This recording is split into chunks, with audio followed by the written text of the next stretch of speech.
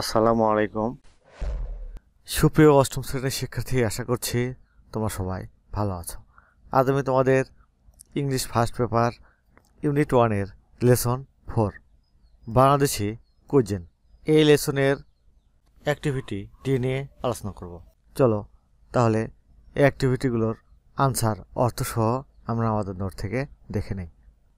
2 নম্বর দেখো, read the text in B again and answer the following questions, অর্থাৎ বিয়ের পাঠ্যাংশটি আবার পড়ো এবং প্রশ্নগুলোর উত্তর দাও।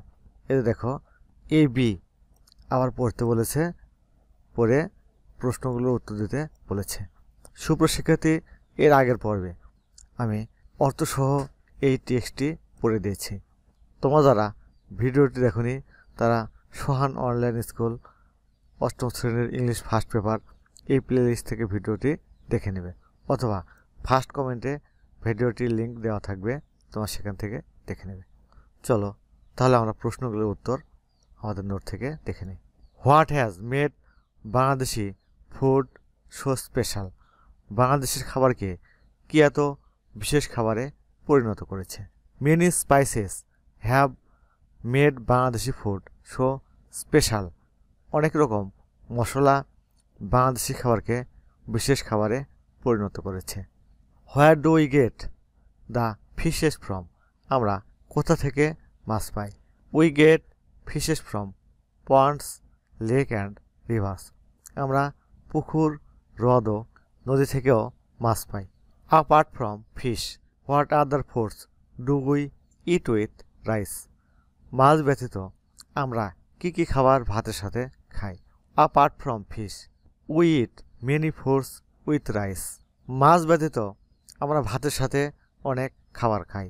দেয়ার ভেজিটেবলস, শাকসবজি, মিট, মাংস, লেন্টিল স্যুপ, মসুর ডাল, গ্রিন চিলিস, কাঁচামরিচ, অনিয়ন, পেঁয়াজ, ইটিসি ইত্যাদি।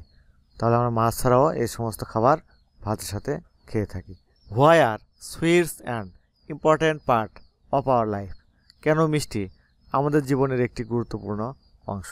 Sweet are distributed among close relatives when there is good news like births, wedding and promotion etc.